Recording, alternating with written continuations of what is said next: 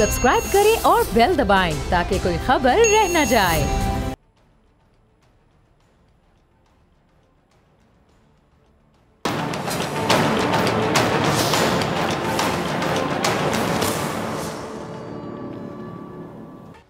अस्सलाम वालेकुम नाज़रीन, मैं हूं डॉक्टर फ़िज़ा अकबर खान और मैं हूं पाकिस्तान और आप देख रहे हैं पाकिस्तान के सबसे बड़े न्यूज़ चैनल का नंबर 1 प्रोग्राम ऐसे नहीं चलेगा।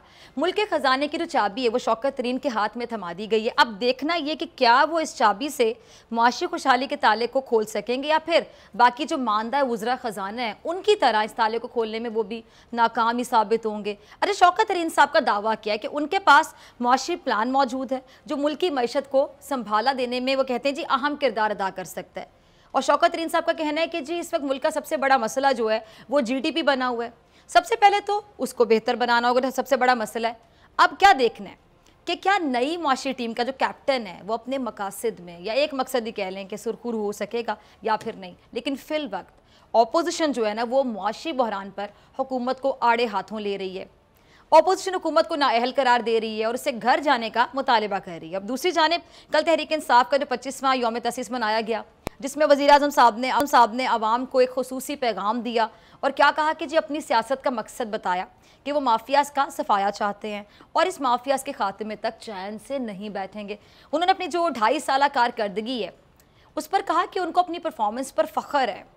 अब एक तरफ अपोजिशन दावा करती है कि हुकूमत कुछ भी डिलीवर नहीं कर पा रही और दूसरी जानिब वज़ीर आज़म अपनी परफॉर्मेंस पर इत्मीनान का इजहार करते हैं, मुतमईन दिखाई देते हैं और बाकायदा वो पुरअज़्म है कि करप्शन के खात्मे के लिए वो अपनी जिद्दोजहद से पीछे नहीं हटेंगे। जबकि अपोजिशन उनके एहतसाब को खोखला और इंतकामी करार देती है और ये कह लें कि इस खींचातानी लगाई हो ना इन सब ने, इस खींचातानी में मुस्लिम लीग नून तो हुकूमत को धमकियां और तड़ियाँ लगाते हुए नजर आई है।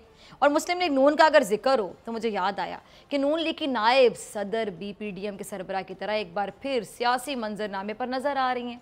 वो पीपल्स पार्टी के बारे में बहुत कुछ ना कह के भी बहुत कुछ कह गई। ये सिचुएशन पता है ना, इसमें कुछ कहा भी ना जाए और सब कुछ कह भी दिया जाए, बस ऐसी सिचुएशन है। और साथ ये भी कह रही हैं कि वो बिलो द बेल्ट जाकर कोई बात नहीं करना चाहती। अब लीगी नायब सदर सियासी उफक पर जलवागर होकर एक बार फिर से हुकूमत को टफ टाइम देना चाहती हैं। इनके बकौल ये हुकूमत का पीछा नहीं छोड़ेंगी। आज इन सब मामलों पर मैं बात करूँगी खुलकर, लेकिन एक अहम मामला जो कह लें कि ना सिर्फ हुकूमत बल्कि पूरी दुनिया का पीछा नहीं छोड़ा वो है कोरोना, जिसने पूरी दुनिया को रोने पर मजबूर कर दिया। सबसे पहले इस पर बात कर लेते हैं। अच्छा, जब कोरोना फैला था नाजरीन तो सबसे पहले आपको याद करवाती चलूँ कि सिंध हुकूमत ने सख्त तरीन लॉकडाउन लगाया था जो काबिल तारीफ़ अमल था। तारीफ़ की थी लोगों ने उसकी। सिंध हुकूमत कोरोना को लेकर बेहद संजीदा थी और यही वजह कि मुराद अली शाह साहब कोरोना को फैलता देखकर अपने जज्बात को काबू में भी नहीं रख सके थे। आप दीदा भी हो गए थे, हाथ जोड़कर कौम से अपील भी करने लगे थे कि कोरोना को संजीदगी से लिया जाए और कोरोना को लेकर संजीदा रवैया अपनाया जाए। अच्छा, उस वक्त जो वज़ीर आला सिंध हैं उनके ये जो बर वक्त इक़दामात हैं इसके बदौलत कह लें कि सिंध में कोरोना के ख़िलाफ़ बड़ी कामयाबी मिली। सब ये बात मानते हैं, बल्कि फवाद चौधरी साहब ने भी ढके छुपे लफ्ज़ों में सिंध हुकूमत की तारीफ़ भी की।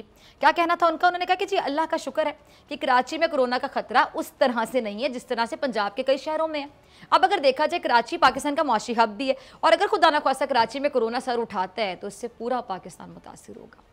वज़ीर इत्तलात साहब का क्या कहना था कि जी इस वक्त ऑक्सीजन का 90% जो है इस्तेमाल किया जा रहा है और अगर हालात काबू में नहीं रहते खुदा न ख्वास्ता तो फिर ऑक्सीजन की तलब और रसद बुरे तरीके से मुतासिर हो सकती है। और हुकूमत इस खदशे का भी इजहार कर रही है कि अगर ये वबा मज़ीद हमलावर होती है तो ऐसे में ऑक्सीजन बाहर से मंगवानी पड़ेगी और अगर ऑक्सीजन बाहर से भी आ जाती है तो उसको फौरी तौर पर इस्तेमाल के काबिल बनाना इतना आसान नहीं होगा। अब लियाकत शहवानी साहब भी आवाम की गैर संजीदगी को देखते हुए क्या कह रहे हैं कि कोरोना को लोग संजीदा नहीं ले रहे और लगता है कि कोरोना का नाम तब्दील करना पड़ेगा ताकि लोग इस वबा को संजीदा तो लें एटलीस्ट। अब जिस तरह कहा जाता है कि एहतियात इलाज से बेहतर है, ठीक उसी तरह पिछले दिनों सोशल मीडिया पर इस वबा को लेकर अवाम में आगाही पैदा करने के लिए कह लें कि एक ट्रेंड चलाया गया।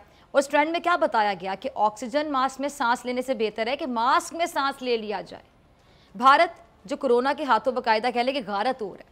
मोदी जो बजाते खुद भारत के लिए एक मूजी मरज़ है, किसी कोरोना से कम तो नरेंद्र मोदी भी नहीं है भारत के लिए। उसकी आप कह लें कि नाअहलियों की वजह से, बुरी पॉलिसियों की वजह से जो सज़ा है ना वो शाइनिंग इंडिया भुगत रहा है। वो शाइनिंग इंडिया, इसको शाइनिंग बनाना था मोदी ने। अब भारत में मौत जैसे कह लें कि रक्स कर रही है, वहाँ कोरोना की ब्रेक इस कदर कह लें कि फ़ेल हो चुकी है कि कोरोना तेज़ी से सरायत कर रहा है और भारतीय अवाम उनकी ज़िंदगियों को बाकायदा तबाह बर्बाद कर रहा है कोरोना वायरस। भारत से इबरत पकड़नी चाहिए हमें। भारत में उसकी सरकार जहाँ इस मोजी मरज़ के फैलने की ज़िम्मेदार है, रिस्पॉन्सिबल है, तो वहीं पे वहाँ की अवाम भी इस बीमारी को इंसानियत पर हमला करने में, मदद देने में बराबर की मददगार है। हिंदुस्तान में सांस लेने की जद्दोजहद जारी है, लेकिन वहाँ ऑक्सीजन की बहुत ज़्यादा बताया जा रहा है कि किल्लत है। अब हमें हमारे पड़ोसी मुल्क से इबरत हासिल करना होगी, वरना खुदा ना ख्वास्ता अगर हमारा हाल भारत जैसा हो गया तो ज़रा सोचिए। आगे तो मेरा कुछ कहने को दिल नहीं चाह रहा। चाहे खुदा ना ख्वास्ता भारत जैसा हाल हो गया तो क्या करेंगे, कहाँ जाएंगे? ये बात किसी हद तक दुरुस्त है कि हुकूमत ने सेहत के शोबे में बेहतरी ना की होती और मुल्क में मौजूद हॉस्पिटल्स के सिस्टम को अपग्रेड ना किया होता तो आज यहाँ भी वही हालात होते, बुरे तरीन हालात। और हुकूमत यकीनी तौर पर भारत के हालात से खौफजद है, इसलिए वो बार बार आवाम से ताउन करने को कह रही है, लेकिन लगता है कि आवाम ताउन नहीं कर रही, क्योंकि आवाम अभी तक कोरोना को संजीदगी से ले ही नहीं रही। संजीदगी से लेंगे तो ताउन करेंगे। और यही वजह है कि हुकूमत कह रही है कि अगर आवाम ने हालात की संगीनी को नहीं समझा तो फिर बात मुकम्मल लॉकडाउन की तरफ जाएगी। फवाद चौधरी साहब का क्लिप होगा, टीम ज़रा चलाइएगा। जी, आपने फवाद चौधरी साहब को सुना। वो एक बड़ा मशहूर कॉल है कि खुदा उनकी मदद करता है जो अपनी मदद आदत आप करते हैं। अब इस वबा को लेकर हमें अपनी हिफाजत यकीनी तौर पे खुद यकीनी बनानी होगी। अगर हम ये कहकर रिस्क लेंगे कि जी जब भी इस वबा से हमारा पालना पड़ेगा, सामना होगा तो हम देख लेंगे, वेखी जाएगी, मतलब ये कह रहे हैं लोग, हमारे पंजाब में तो कहते हैं वेखी जाएगी जो होएगा सानू कोरोना। खुदा का खौफ करें, खुद आपने करवा के ज़रूर देखना है। जिनको हुआ है उनसे ज़रा पूछें कि क्या हालत है, उनसे सीख लें आप। खुद आपने खुद देखने के बाद आपने कहने के वेखी जाएगी। अल्लाह के बंदो, सीरियस लो, संजीदगी से लो कोरोना को। देखिए कितनी तबाहकारियां जा रही हैं कोरोना की। हमसाया मुल्क को देख लें, इबरत हासिल करें। अब ऐसे में मुझे बताएं कि जब आप कहेंगे वेखी जाएगी जो होएगा, तो ऐसे में क्या आप खुद अपनी तबाही के जिम्मेदार नहीं होंगे? यकीनन होंगे। अब हम सब कुछ हुकूमत पर नहीं डाल सकते, मतलब सब कुछ हुकूमत पर डाल के आप बरी जमा हो जाएं, ऐसा नहीं हो सकता। इस मामले में हम सब जिम्मेदार होंगे और हम सबको इंडिविजुअली, इनफरादी सतह पर खुद से जिम्मेदारी लेनी होगी, रिस्पॉन्सिबिलिटी का एहसास होना होगा, अपनी मदद करनी होगी, अपनी हिफाजत खुद करनी होगी। और ये हिफाजत कैसे होगी? जाहिर सी बात है, सबसे पहले मास्क का इस्तेमाल करें, छोटा सा काम है, मास्क लगा लें, हाथों को बार बार धो लें, ग्लव्स पहन लें, समाजी फासला बरकरार रखें, इसको सोशल डिस्टेंसिंग कहा जा रहा है। अगर हम इन एहतियाती तदाबीर को अच्छे से अपना लेते हैं, और इतना मुश्किल काम नहीं है, अगर आप ये कर लेते हैं ना, तो फिर लॉकडाउन नहीं नाफिज किया जाएगा, ज़रूरत ही महसूस नहीं होगी लॉकडाउन की, और अवाम बड़ी तकलीफ से बच जाएंगी। क्योंकि लॉकडाउन के बाद भी जिन लोगों के लिए मसाइल हैं आप सब वाकिफ़ हैं, यानी हम एक दूसरे का एहसास नहीं कर रहे, हम उन लोगों के मसाइल को नहीं समझ रहे सिर्फ इसलिए कि जी मुझे तो मास्क में सांस नहीं आता, मैं बार बार हाथ क्यों धूँ, मैंने तो सैनिटाइज़र अपने पास नहीं रखना। ये एहसास है आप लोगों के दिल में एक दूसरे के लिए। हुकूमत जैसा कि कहती है कि अगर वो मुकम्मल लॉकडाउन नाफिज कर देती है तो फिर एक तबका ऐसा है जो बहुत गरीब तबका है, उनकी रोटी रोज़ी पर लॉकडाउन लग जाएगा।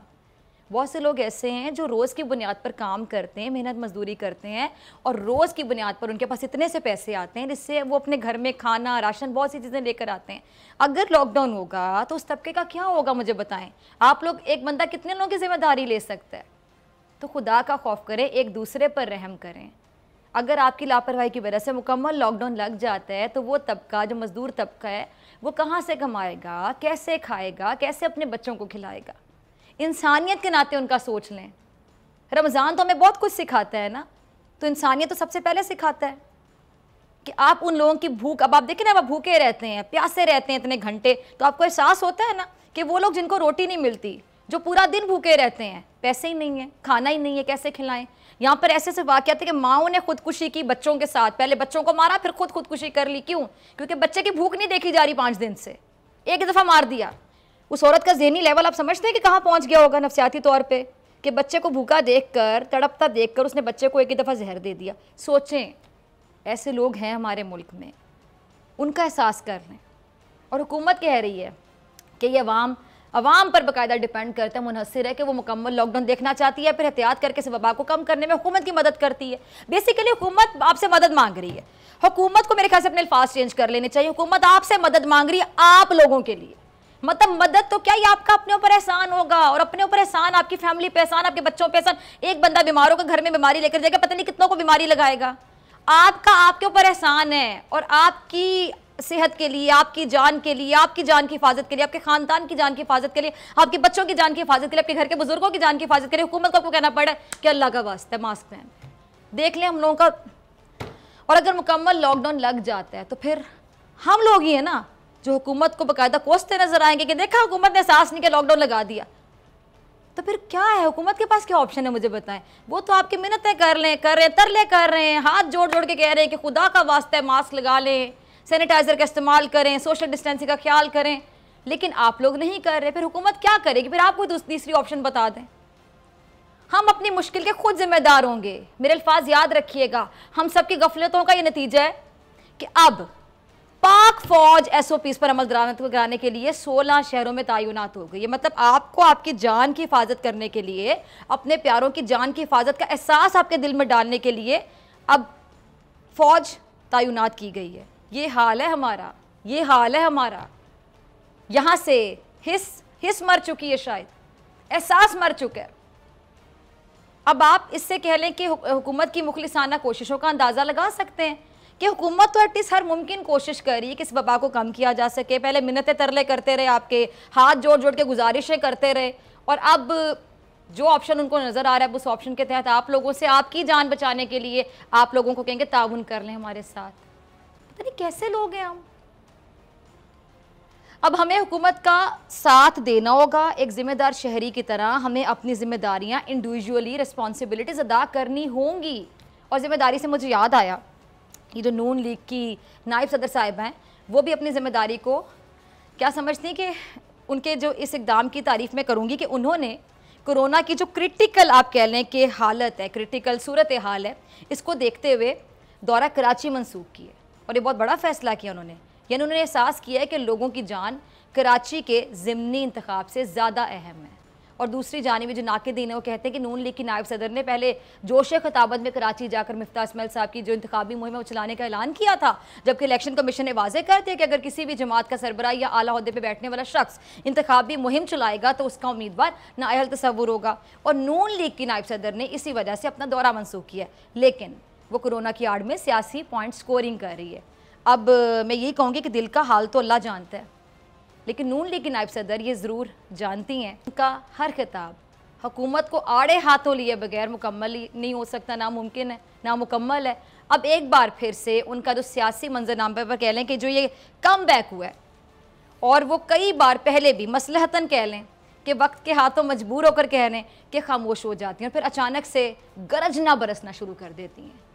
इमरान खान साहब की परफॉर्मेंस पर हुकूमत को आड़े हाथों ले रही हैं, और इमरान खान साहब जो वज़ीर-ए-आज़म साहब है वो उनसे बेनियाज होकर कह लें कि अपनी परफॉर्मेंस पर फ़ख्र महसूस कर रहे हैं। खान साहब का क्लिप चलाइएगा। जी, तो सुना आपने प्राइम मिनिस्टर साहब को कि वज़ीर-ए-आज़म इमरान खान साहब तहरीक इंसाफ के यौम तासीस पर खिताब करते हुए बेसिकली बता ये रहे थे कि उनकी जमात बनाने का एक्चुअली मकसद क्या था कि वो इंसाफ फराम कर सकें, जुल्म के निज़ाम को मिटा सकें, करप्शन का खात्मा कर सकें, करप्ट टोले को एहतसाब की भट्टी से गुजार कर कानून की गिरफ्त में ला सकें। और यही वजह है कि इनके सामने ताकतवर माफिया चट्टान बनकर खड़ा हो गया। गरीब अवाम महंगाई की चक्की में पिस रही है, और इमरान खान साहब खुद भी इस बात को तस्लीम कर चुके हैं। लेकिन वो ये भी कहते आए हैं कि जो वो पॉलिसियाँ लेकर आए हैं उसके नताइज फौरी तौर पर निचले तबके पर नहीं पड़ेंगे। अब एक तरफ मुआशी चैलेंजेस हुकूमत की नींदें उड़ाए हुए हैं, और इसके बावजूद वज़ीर-ए-आज़म साहब का ये कहना कि उनको अपनी 2.5 साल कारकर्दगी पर फ़ख्र है। अब इसके दो मतलब हो सकते हैं। एक तो ये कि खान साहब अब भी पुरुमीद हैं कि वो जिन पॉलिसीज़ पर चल रहे हैं आगे जाकर वो फ़ायदेमंद साबित होंगी ही होंगी, जल्दी या देर से, लेकिन होंगी। और दूसरा मतलब क्या है, वो ये हो सकता है कि वो बड़े बड़े पॉलिटिकल माफिया को जेल का रास्ता दिखा चुके हैं, और ये भी दुरुस्त है कि एक एक करके सियासतदान रिहा भी होते चले आए हैं।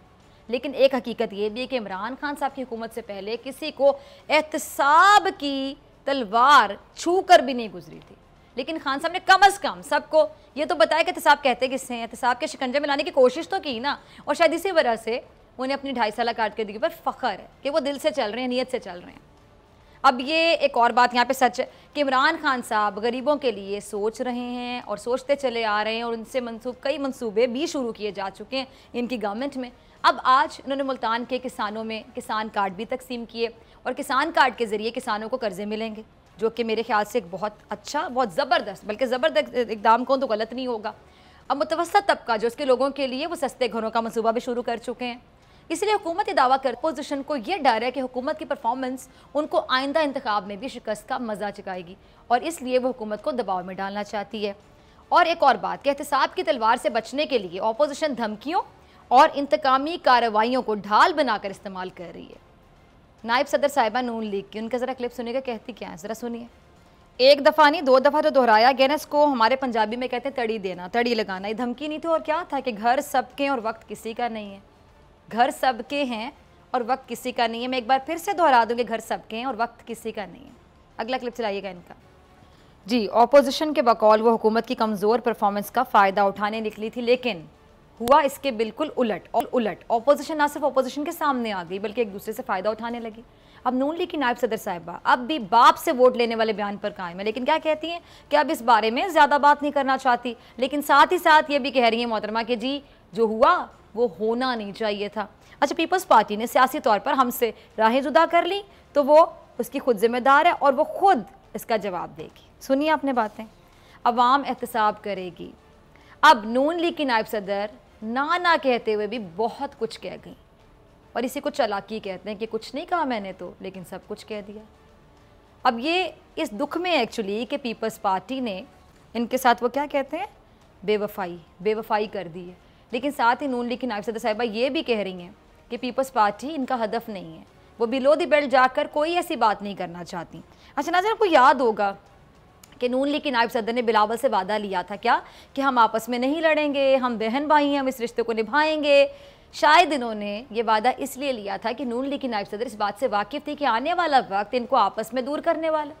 और अब ये भी खबरें हैं कि आसिफ अली जरदारी साहब के करीबी और ख़ास दोस्त क़य्यूम सोमरो की PDM के सरबराह से खुफिया मुलाकातें हुई हैं और ज़राए इस बात के बारे में भी खबरें दे रहे हैं कि जी सेनेटर क़य्यूम सोमरो गुज़श्ता दिनों 3 बार मौलाना फजलुर रहमान साहब से मिले हैं और इन मुलाकातों में PDM के मुस्तकबिल और पीपल्स पार्टी और नून लीग के इख्तिलाफ़ात पर बाकायदा गुफ्तगू की गई है और PDM के सरबराह सेनेट में अपोजिशन लीडर के मामले पर पीपल्स पार्टी के इक़दाम से अभी तक नाराज़ हैं।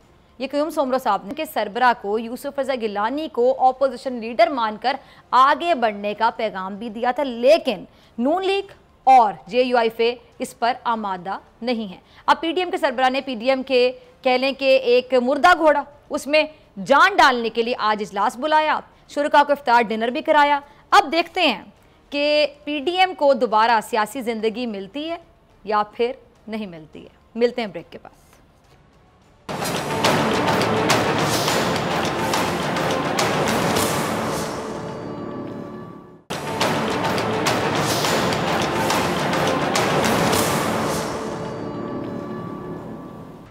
जी वेलकम बैक नाज़रीन। कोरोना के हवाले से बात करते हैं। जो तीसरी लहर आई है बहुत ज़्यादा ख़तरनाक साबित हो रही है, खासतौर पर इंडिया की अगर हम बात करें, मैंने ब्रेक से पहले इंट्रो में भी जिक्र किया था कि भारत में जो कोरोना की सिचुएशन है आपके सामने है। अब तो ऐसी सिचुएशन है भारत में कि वहाँ पे शमशान घाट कम पड़ गए हैं, जगह जगह पे, सड़कों पर, गलियों में, मोहल्लों में, फुटपाथों पर लाशें गिरी हुई हैं। कोरोना के पेशेंट्स वहाँ पर कितने ज़्यादा हैं, एक दिन में 3-3 लाख से ज़्यादा केसेस रिपोर्ट हो रहे हैं और हमें भारत से मेरे ख्याल से इबरत हासिल करनी चाहिए। लेकिन यहाँ पे कुछ लोग ऐसे हैं जी हमें कोरोना नज़र नहीं आया, हमें तो हुआ नहीं। यानी आपको खुद होगा तो आपको पता चलेगा, आप दूसरों से भी सीख सकते हैं। जिसको वैसे पूछें कि क्या हालत है उसकी, लाजमी कि आपने खुद उस चीज़ से, उस अज़ियत से, उस तकलीफ से गुजरना है और फिर उसके बाद आपने राय देनी कि हाँ भी कोरोना तो नज़र भी आया, दिखा भी और लगा भी और मैंने फिर उसको झेला भी। मतलब खुदा का आप खौफ करें। हुकूमत बार बार आपकी रिक्वेस्ट करी कि मास्क पहने, सैनिटाइज़र का इस्तेमाल करें, सोशल डिस्टेंसिंग का ख्याल रखें, ये फासले इसको बरकरार रखें, समाजी फासले, लेकिन यहाँ पे लोग अभी तक संजीदा रवैया शो नहीं कर रहे हैं। तो मेरे साथ मौजूद हैं इस सेगमेंट में खुलकर बात करेंगे secretary general PMA Karachi doctor Qaiser Sajjad sahab. और मेरे ख्याल से कोरोना के हवाले से डॉक्टर साहब आपकी बड़ी खिदमात है कि कोरोना के हवाले से जितना आपने गाइड किया लोगों को टीवी पर आकर, शायद ही किसी और डॉक्टर ने किया हो। और कुछ देर के बाद हमें ज्वाइन करेंगे, बल्कि टीम मुझे बता दीजिएगा जब आते हैं जी, vice chancellor university of health sciences, बहुत ही सीनियर डॉक्टर हैं पाकिस्तान के, प्रोफेसर डॉक्टर जावेद अकरम साहब। वो भी लम्हा आपको आगाह रखते हैं टेलीविजन पर आके सिचुएशन के हवाले से। तो डॉक्टर साहब आप दोनों का शुक्रिया। आई थिंक अभी डॉक्टर जावेद अकरम हमारे साथ मौजूद नहीं है, लेकिन डॉक्टर कैसर सजाद अगर आप मुझे सुन पा रहे हैं, अभी जो तीसरी लहर है डॉक्टर साहब, ये तो बहुत ज़्यादा खतरनाक हो गई है, इतने केसेस आ रहे हैं, तो आने वाले जो 2 हफ्ते मजीद कैसे देखते हैं आप, कितने अहम है? बिस्मिल्लाहिर्रहमानिर्रहीम, बहुत शुक्रिया आपका। देखिए, आने वाले दिन जो है बहुत ज़्यादा हमें उसमें ख़तरा लग रहा है और बहुत ज़्यादा प्रॉब्लम लग रही है।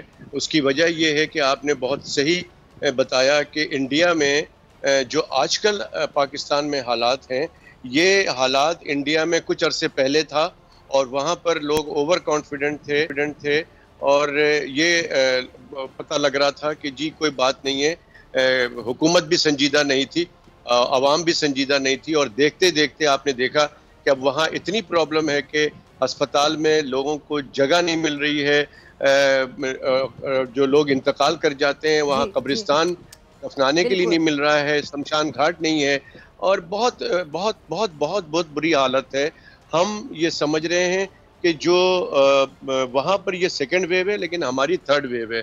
हमारे लिए ये प्रॉब्लम ये है कि हम बिल्कुल शुरू दिन से SOPs को फॉलो नहीं कर रहे हैं और ये चूँकि ख़तरनाक इस सेंस में हम कह रहे हैं कि ये जो कोविड इस वक्त जो है 3 वेरिएंट बिल्कुल ऑब्वियस हैं, जिसमें UK variants, south African variants और ब्राज़ील वेरिएंट्स। इसका जो प्रॉब्लम ये है कि ये बहुत तेज़ी से फैलता है एक इंसान से दूसरे इंसान में।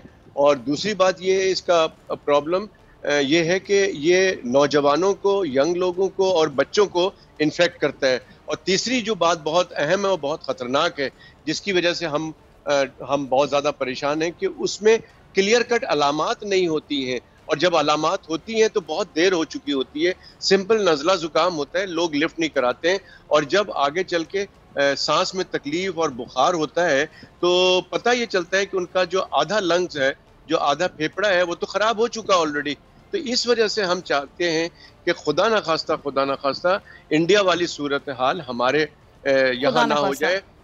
इंडिया तो बहुत ज़्यादा स्ट्रॉन्ग उनका हेल्थ का निज़ाम है। इवन देन देखिए ना डॉक्टर साहब, आपने खुद एक नया सवाल खोल दिया कि इतना स्ट्रॉन्ग हेल्थ का निज़ाम, इसके बावजूद वहाँ पे क्या हालात हैं हम देखें तो हमारा तो सेहत का सिस्टम इतना स्ट्रॉन्ग नहीं है। ठीक है, मैं आपकी इजाज़त से डॉक्टर जावेद अकरम साहब को शामिल गुफ्तगू करूँ, फिर मैं आपकी तरफ दोबारा आती हूँ, काफ़ी टाइम है हमारे पास। डॉक्टर साहब, आपने डॉक्टर कैसर को भी सुना, डॉक्टर साहब ये अब कैसे देख रहे हैं आप, उनका वाकई हेल्थ सिस्टम जो कितना स्ट्रॉन्ग है, इवन देन वहाँ पे क्या हो रहा है? तो हमारे यहाँ खुदा ना खास्ता, अल्लाह ना करे, अगर वो सिचुएशन आ जाती डॉक्टर जावेद अकरम साहब, तो क्या देखते हैं? क्योंकि आपने तो बहुत से हॉस्पिटल्स में एज अ हेड खिदमात अंजाम दी हैं, अभी भी आप वाइस चांसलर हैं यूनिवर्सिटी ऑफ हेल्थ साइंसेज के, तो आप बड़ी गहरी नजर रखते हैं तमाम हॉस्पिटल्स के हालात, आपको पता है। बिल्कुल नहीं आ रही, ना जा रही है ना। अच्छा, डॉक्टर साहब को आवाज़ नहीं जा रही। डॉक्टर कैसे साहब, उनको आवाज़ नहीं जा रही, आपसे मैं पूछना चाहूँगा, आप क्या देखते हैं कि खुदा ना खास्ता अगर इंडिया वाली सिचुएशन हो जाती है तो क्या हमारे पास इतने रिसोर्सेज हैं, हमारा सिस्टम इतना स्ट्रॉन्ग है हेल्थ का कि हम कर पाएंगे हैंडल? नहीं जी, बिल्कुल भी नहीं कर पाएंगे।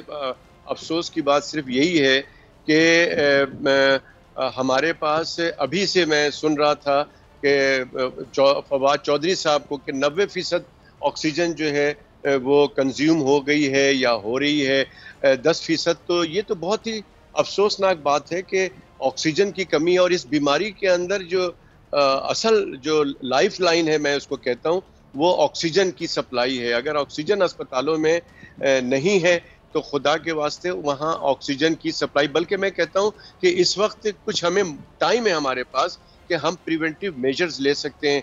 हमारे पास टाइम है कि हम अपने अस्पतालों में जो डेफिसिट्स है, जो कमी है, उसको पूरा कर सकते हैं। ऑक्सीजन की सबसे ज़्यादा अवेलेबिलिटी की ज़रूरत है, हमारे पास ऑक्सीजन मौजूद है, और अगर नहीं है तो ले लें। अभी मुझे पता चला कि स्टील मिल जो बंद किया गया है वो तो रनिंग में था, वहाँ ऑक्सीजन का जो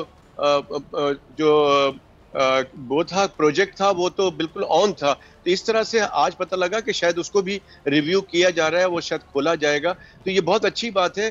बात करने का मकसद ही सिर्फ ये है कि हम लोग तैयार रहें, अल्लाह ना करे अगर हम पहले से तैयार होते हैं तो बहुत अच्छी बात है। और इसमें सबसे इम्पोर्टेंट बात यह है कि ये जहन में रखना है कि ये बीमारी एक से दूसरे में फैलती है, हम इस बीमारी के फैलाव को रोकना है। जब बीमारी के फैलाव को रोकने के लिए हम इक़दाम करेंगे तो यकीनन लोगों की मूवमेंट को रोकेंगे, और जब लोगों की मूवमेंट रुकेगा तो उसका एक ही आंसर है कि आप लॉकडाउन करें। देखिए, ये बीमारी बाहर से आई थी, लेकिन अनफॉर्चुनेटली हमने बाहर का जहाज का आना बंद नहीं किया है और ना ही कोई सिस्टम डेवलप हुआ है। हम अगर बाहर जाते हैं किसी भी मुल्क में तो वहां हमें अपने खर्चे पे क्वारंटाइन करना पड़ता है, वहां पर हमें साबित करना पड़ता है कि हम वैक्सीन लगा कर आए हैं, और उसके बावजूद भी वो यकीन नहीं करते हैं और वैक्सीन वहां पर दोबारा टेस्ट भी कराया जाता है। तो ये सारी चीजें हैं। हम समझते हैं कि पाकिस्तान में भी इस बीमारी को रोकने के लिए इससे पहले कि पानी सर से ऊपर हो जाए, हमें चाहिए कि हम अभी से एहतियाती तदाबीर सख्ती से अपनाएं। और मैं देख रहा हूं कि जो काम 1-2 महीना पहले करना चाहिए था वो काम अब शुरू हुआ है। फेडरल गवर्नमेंट भी और आज सिंध गवर्नमेंट ने भी बहुत अच्छे फैसले किए। लेकिन मैं डॉक्टर जावेद अकरम साहब को शामिल गुफ्तगू कर लूं, पहले आवाज नहीं जाए। डॉक्टर साहब, आपको आवाज आ रही है मेरी? अगर आप मुझे सुन पा रहे हैं डॉक्टर जावेद अकरम साहब, डॉक्टर कैसर सजाद साहब भी हमारे साथ मौजूद हैं। कोरोना के हवाले से बात हो रही है। डॉक्टर साहब, आप बड़े सीनियर डॉक्टर हैं, मैं यही बता रही थी कि बहुत सी यूनिवर्सिटीज़ में आप खिदमात अंजाम दे चुके हैं, बहुत से स्टूडेंट्स हैं जिन्होंने आपसे पढ़ा, vice chancellor of university of health sciences के। आपसे ज़्यादा कौन बता सकेगा कि हमारे हॉस्पिटल्स की क्या सिचुएशन है, क्या कैपेसिटी है? खुदा ना ख्वास्ता अगर इंडिया वाले हालात हमारे मुल्क में हो जाते हैं तो क्या हम हैंडल कर पाएंगे? हमारी कैपेसिटी वो है? देखें फिजा, मेरे ख्याल है कि अल्लाह ना करे कि हम सब के अंदाजे गलत हों और हम सब गलत हों और इंडिया वाले हालात ना हों। लेकिन जब आप हिस्ट्री देखते हैं, हिस्टोरिकल पर्सपेक्टिव देखते हैं, तो इंडिया के में जो भी वबाई सूरत हाल होती है उसको हम फॉलो करते हैं 4 से 6 हफ्ते बाद। तो अल्लाह करे कि इस दफ़ा ये ना हो, क्योंकि इंडिया वाले अगर हालात खुदा न खास्ता हुए, डिज़ीज़ इतनी एस्केलेट कर गई कि ट्रांसमिशन इतनी बढ़ गई, और हमें इंडिया से सीखना चाहिए कि इंडिया की डिज़ीज़ की एस्केलेशन की वजह ये बनी जो उन्होंने बहुत सारे मजहबी त्योहारों पे लाखों लोगों को इकट्ठा कर लिया। और ज़ाहिर है वो अब हमारा भी ये बहुत इम्पोर्टेंट महीना गुजर रहा है रमज़ान, और इसके बाद ईद।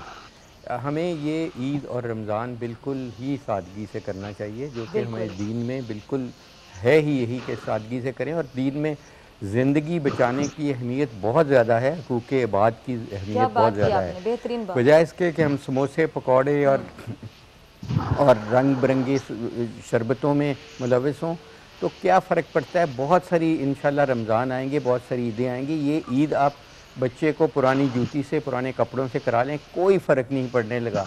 आपका बच्चा और आप इंशाल्लाह ज़िंदा रहेंगे, और वैक्सीन भी आ जाएगी, तो वैक्सीन लग जाएगी तो डेफिनेटली अभी हम उस कंडीशन में नहीं हैं। अभी टोटल जो वैक्सीन पाकिस्तान में इस हफ्ते के एंड तक आएंगी वो 60 लाख के करीब आएंगी। अच्छा फिगर बन रहा है, लेकिन इसको बहुत टाइम लगेगा। अभी सब्र का दामन हाथ से नहीं धोएं, अभी ख्वाहिशात की कुर्बानी करें बजाय इंसानों की ज़िंदगी की कुर्बानी करने के। डॉक्टर साहब, आप मेरी बात से एग्री करेंगे? डॉक्टर जावेद अकरम साहब, आप भी? डॉक्टर कैसर, आपने डॉक्टर साहब आपने बड़ी अच्छी बात की कि ईद पुराने कपड़ों में कर लें, कुछ नहीं होता। अब जब हालात इतने ज़्यादा ख़राब हो रहे हैं, आप यकीन जानिए कि क्या दिल चाहता है शॉपिंग करने को? मतलब जब से कोरोना आया मैं बहुत कम मैंने शॉपिंग की, आपका भी ये हाल होगा कि दिल ही नहीं चाहता ना। किस चीज़ की खुशियाँ मनानी है? मतलब अल्लाह माफ़ करे, हर मोहल्ले से जनाजे निकल रहे हैं, मतलब 2 घर छोड़ के हर तीसरे घर में कोई ना कोई कोरोना से सफ़र कर रहा है।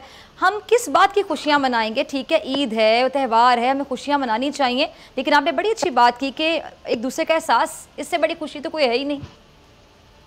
जी डॉक्टर साहब, डॉक्टर जावेद, ये आई विश कि यही थिंकिंग हम सब की हो, शायद ये आपकी है, शायद मेरी है, कि हम इस वक्त हमें ईद मनाने से बहुत ही ज़्यादा अहमियत की चीज़ है लोगों की ज़िंदगी और अपनी ज़िंदगी बचाना, जिसका दीन में कहा गया कि जिसने एक जान बचाई उसने इंसानियत बचा ली, और जिसने एक जान ली उसने इंसानियत ले ली। आई विश कि हमारी तरजीहात अभी कम अज़ कम इस दफ़ा अभी इस वक्त हम सही कर लें। अभी तक तो हम टोटली, आपने जितने प्रोग्राम्स किए और बाकी चैनल्स ने जितने किए, हम और जितने डॉक्टर्स ने, सजाद ने, मैंने, सब ने मिल के किए, हम टोटली फेल हुए। हम माइंडसेट चेंज नहीं कर सके। हम समझ रहे हैं कि ये कोरोना हमारी प्रॉब्लम नहीं है, औरों की प्रॉब्लम है। हमारा जनाजा नहीं निकल सकता, औरों का निकल गया है। तो ये इसलिए मेरा ये, पहले तो हम इस वबा में अब इसको हम कोशिश कर रहे हैं कि वैक्सीनेशन को भी हम कंट्रोवर्शियल बना दें, हम एक मिसपरसेप्शन क्रिएट कर रहे हैं।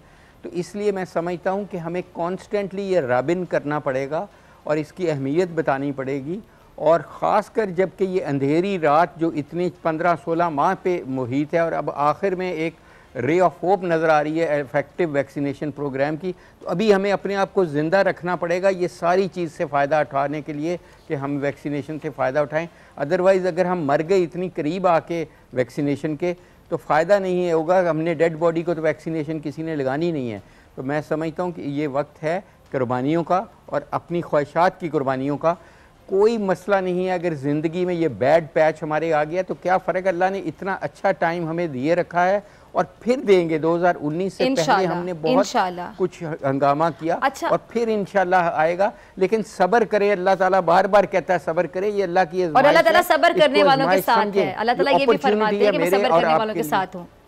ठीक है, अच्छा डॉक्टर कैसर सजाद साहब आपकी तरफ आती हूँ। डॉक्टर जावेद अकरम साहब ने बड़ी प्यारी बातें की, और डॉक्टर साहब आप अब कैसे देख रहे हैं कि अगर ये लोग नहीं सीरियस लेते, एहतियाती तदाबीर नहीं अपनाई जाती, लोग सोशल डिस्टेंसिंग का भी ख्याल नहीं रख रहे, सैनिटाइज़र तो भाई हमने हाथ पे इस्तेमाल ही नहीं करना, उसके बारे में भी कंट्रोवर्सी कि वो हाथ पे इस्तेमाल करने से पता नहीं हाथ की स्किन के साथ कुछ हो जाता है। ज़रा ये भी बता दें कि क्या होता है स्किन के साथ, उसके बाद हम बार बार हैंड वॉश करेंगे, हमारी स्किन जो है वो ख़राब होगी, मास्क पहनेंगे तो सांस ही नहीं आएगा, और कोरोना तो बहुत से लोगों के मुताबिक आपने कभी देखा है, आपको कभी हुआ, जब तो सानू होएगा देखा जाएगा।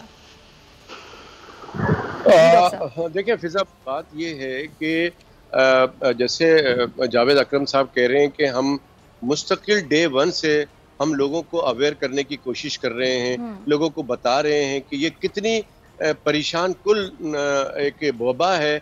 आप ये समझ लें कि अगर घर का कोई एक फर्द, मैं सिर्फ आपके तवज्जुह से लोगों को इस परेशानी का बताना चाहता हूं कि जो लोग परेशान हुए, जो लोग गुजरे, जिनके लोग इंतकाल नहीं कर गए, उनकी बात कर रहा हूं कि घर का एक फर्द जब अस्पताल दाखिल हो जाता है तो घर के तमाम अफराद उससे मिल नहीं सकते, और जो अस्पताल में दाखिल है वो बेबसी की हालत में होता है कि मुझसे कोई मिल नहीं रहा है, पता नहीं मेरा क्या होने जा रहा है। तो खुदा के वास्ते अगर आप ये समझते हैं कि जी हमें हमारे घर में कुछ भी नहीं होता और हम कुछ नहीं हो रहा है, हमारा ये मजबूत है, हमारा वो मजबूत है, हम बिल्कुल हमें कुछ भी नहीं होगा, तो मैं समझता हूँ कि ये गलत है। आज जो लोग इंतकाल कर गए हैं वो उन्होंने ज़्यादा ख्याल नहीं रखा अपने आप को, ज़्यादा कोरोना वायरस के लिए सीरियस नहीं थे, उसमें पेचीदगियाँ हो गई इसी वजह से। लेकिन जो लोग एहतियात कर रहे हैं, अगर वो बीमार भी हो जाते हैं तो उनको हल्का फुल्का प्रॉब्लम होता है। और उससे ज़्यादा इम्पोर्टेंट चीज़ ये है कि जो लोग वैक्सीनेट हो जाते हैं, जो लोग वैक्सीन लगा लेते हैं, तो अगर उनको खुदा न खास्ता कोरोना हो भी जाता है तो वो सिवियरिटी नहीं होगी कि वो अस्पताल जाएंगे और उनको ऑक्सीजन की ज़रूरत पड़ेगी या उनको वेंटिलेटर पे जाना पड़ेगा, ऐसा बिल्कुल नहीं होगा। लिहाजा मैं समझता हूँ कि हम हमेशा कहते हैं कि जान है तो जहान है, जैसे कि जावेद अकरम साहब ने कहा कि अगर हम जिंदा रहेंगे तो हम बहुत सारी रमजान देखेंगे, बहुत सारी ईदें देखेंगे, लेकिन इस रमजान में जान है तो जहान है, वही वाली बात। हमें बिल्कुल, हम इस रमजान में दरख्वास्त कर रहे हैं कि आप घर पे ना किसी को बुलाएं, अफ्तार पार्टी करें, ना अफ्तार में पार्टी में जाएं, ना किसी किस्म का मजमा नहीं। डॉक्टर जावेद अकरम, मेरे पास सिर्फ 30 सेकंड्स है, मैं आपका लास्ट कमेंट चाहूंगी। हुकूमत भी रिक्वेस्ट कर रही है, हाथ जोड़ जोड़ के रिक्वेस्ट कर रही है कि खुदा का वास्ता है मास्क पहन लें, सैनिटाइजर का इस्तेमाल करें, सोशल डिस्टेंसिंग का ख्याल रखें, डॉक्टर्स भी रिक्वेस्ट करें कि अपनी सेहत। लेकिन मैं हैरान हूँ, हम मतलब बतौर कौम कहाँ खड़े हुए, हमारा मतलब IQ लेवल, हमारी नफ्सियात, कि हमें हमारी जान बचाने के लिए हुकूमत के लोग, डॉक्टर हजरात हमारी रिक्वेस्ट करें, इसमें फ़ायदा हमारा अपना है, हमें खुद समझ नहीं आ रहा। फिजा, अब हमारी आर्मी, जिस पे हमें बड़ा फ़ख्र है कि वो ज़ाहिर है वो भी जाने बचाने के लिए ही मैदान में उतरे हैं, वो इन मास्क बनाने के लिए, हाथ दिलवाने के लिए नहीं आए, उनको इसीलिए लॉन्च किया गया है। ये प्रेपरेशन है टू लॉकडाउन और टोटल लॉकडाउन, कर्फ्यू की सूरत।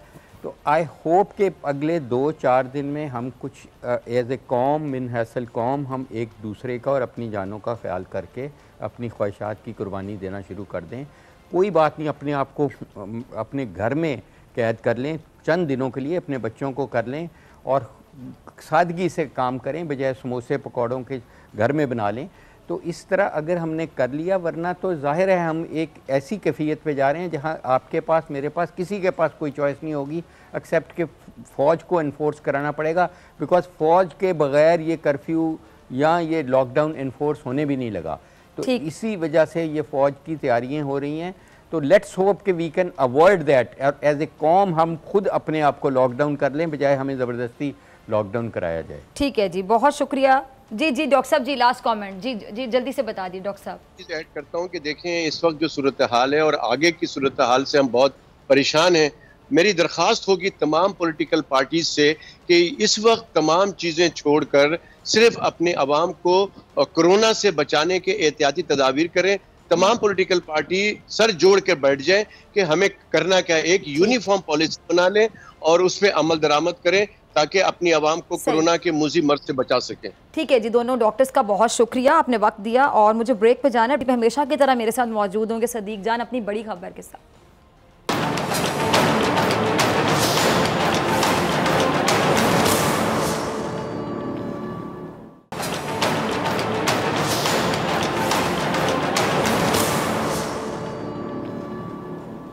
जी वेलकम बैक नाज़रीन, सदीक जान अपनी बड़ी खबर के साथ मौजूद है हमेशा की तरह। सदीक, क्या है आज की बड़ी खबर?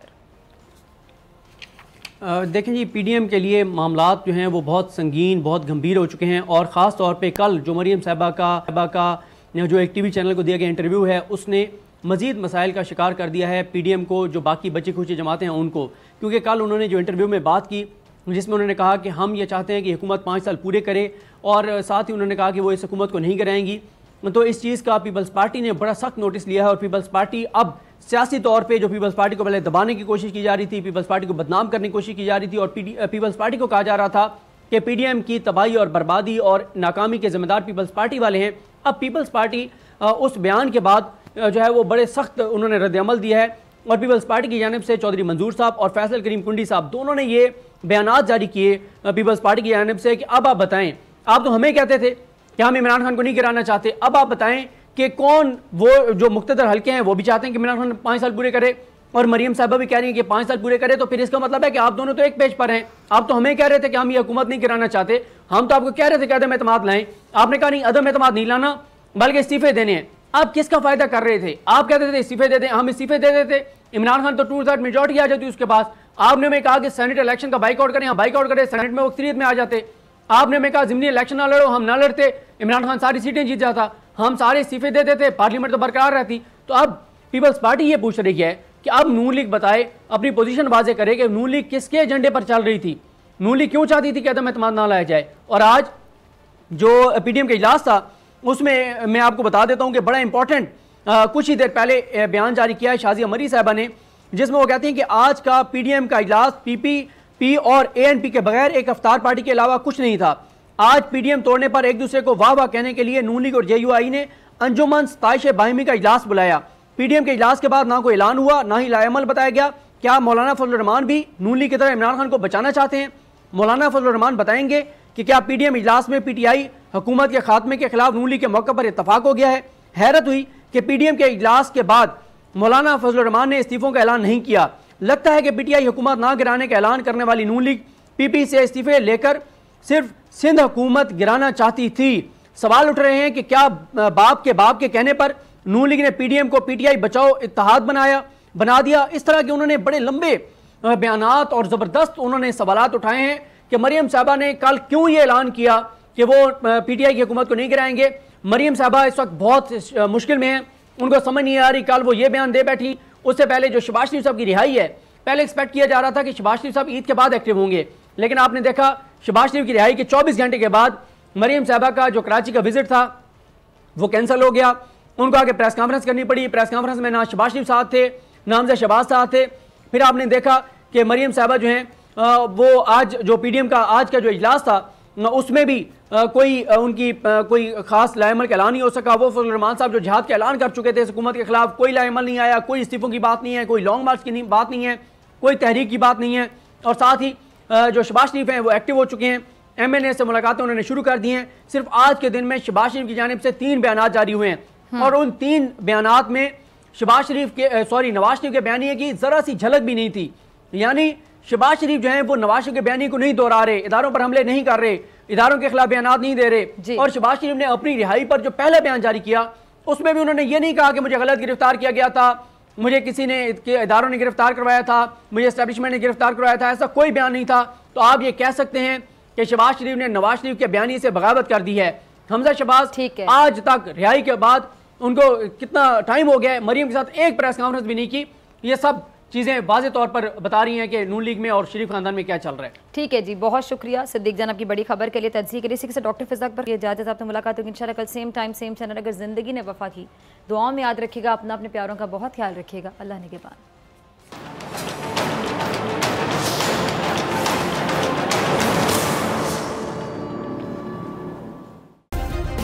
सब्सक्राइब करें और बेल दबाएं ताकि कोई खबर रह न जाए।